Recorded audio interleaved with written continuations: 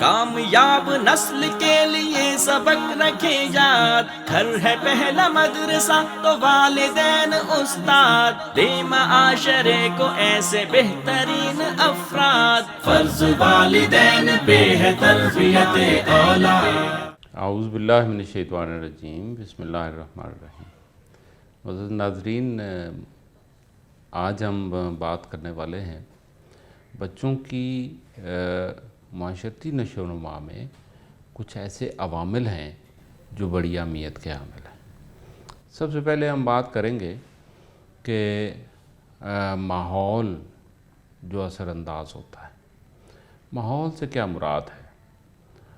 ماحول سے مراد یہ ہے کہ اس کے ارد گرد کس طرح کی چیزیں موجود ہیں، یعنی جہاں پر بچہ موجود ہے اس کے ارد گرد وہ کس طرح سے خوش نما ہے، یا دوسری صورت بھی ہو سکتی ہے۔ تو ایک ماحول پیدا ہوتا ہے، یعنی by the physical presence of the things, کہ دیوار ہے تو دیوار اگر پلین ہے تو وہ خوشنما اثرات مرتب کرے گی، اور فرق صرف اتنا ہے کہ ہم اس کو کس طرح سے رکھتے ہیں۔ اگر وہ صاف ستھری دیوار ہے تو اس کے کچھ اور اثرات ہیں، اور اگر اس کے اوپر پینٹ کر دیا گیا ہے تو اثرات بدل جاتے ہیں، ماحول بدل جاتا ہے۔ اور دوسری بات اس میں جو اہمیت کی حامل ہے کہ اس ماحول میں سانس لینا اور اس کو برقرار رکھنا کتنا کمفرٹیبل ہے۔ تو سانس لینے کے لیے یعنی ہوا کا گزر کتنا ہے، اور عام طور پر ہوا کا گزر کتنا ہے۔ اور دوسرا یہ ہے کہ بعض اوقات آج کل یعنی اگر گرمی کا ماحول ہے، گرمی کا موسم ہے، تو اس میں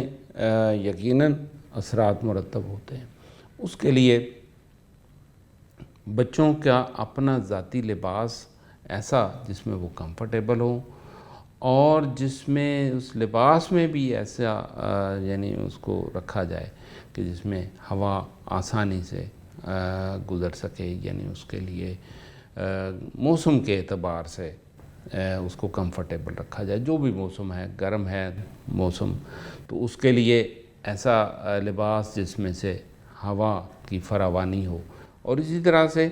اگر موسم سرد ہے تو اس کے لیے ٹھنڈی ہواؤں سے بچانا، اس کے لیے ہمہ وقت ضروری ہے کہ ایک نارمل طرح کے حالات وہاں پیدا کیے جائیں۔ اور اس میں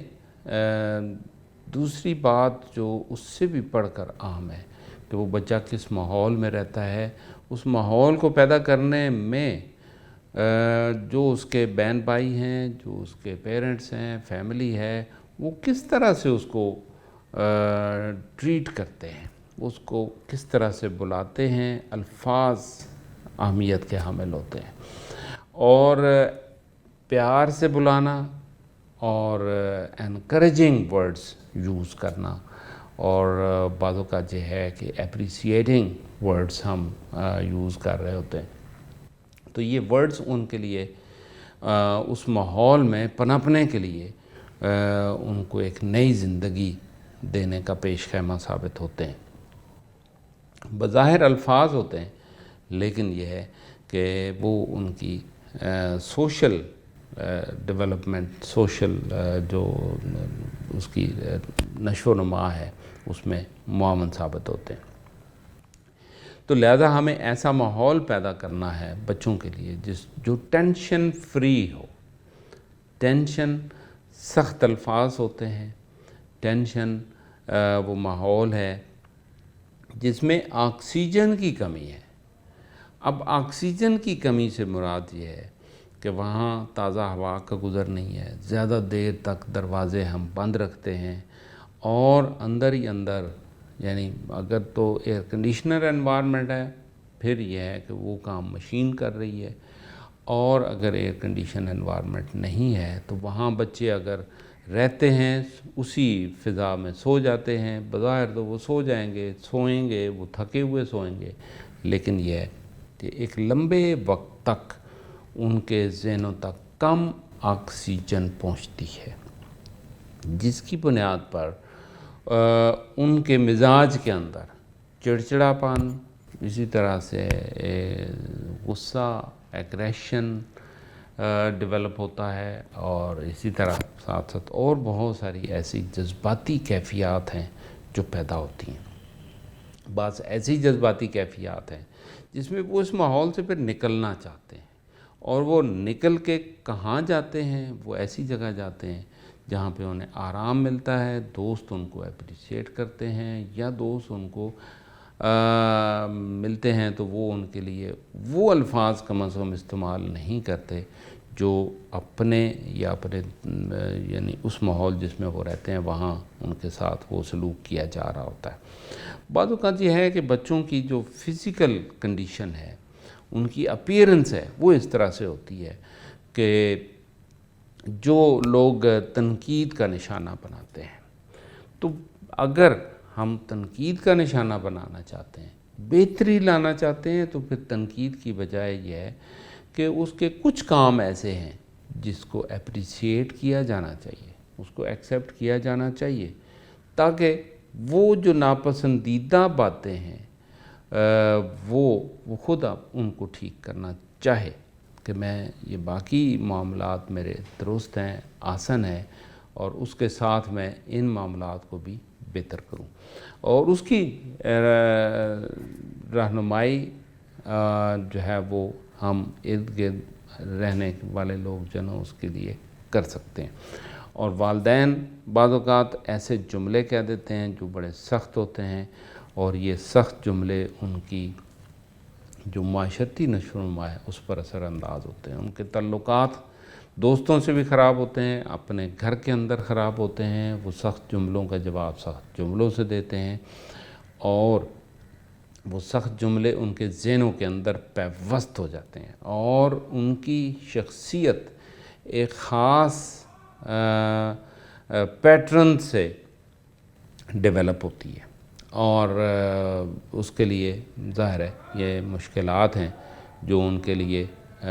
بہت ساری چیزیں ڈیولپ کر دیتی ہیں۔ تو اس کے لیے تجویز یہ کیا جاتا ہے کہ ہم بچوں کے ساتھ اچھے الفاظ کے ساتھ انہیں بلائیں، اچھے الفاظ کے ساتھ یاد کریں، اور ان کے لیے اچھے الفاظ چنیں، اور ان کے لیے سیوٹیبل ورڈز جو ہے نا وہ ان کے لیے سماجی جو نشو و نما ہے وہ بہتر انداز سے ہو سکتی ہے۔ اسی طرح کچھ چیزیں اس طرح سے ہیں کہ بچے جب دوستوں سے ملتے ہیں تو ان کو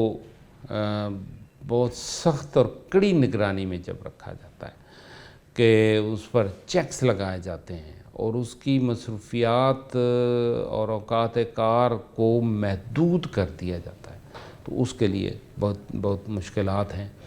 اور اس کے وہ جو سوشل ڈیولپمنٹ ہے وہ اثر انداز ہوتی ہے۔ تو اس کے لیے بچوں کو ٹائم دینا چاہیے، ان کو اعتماد دینا چاہیے،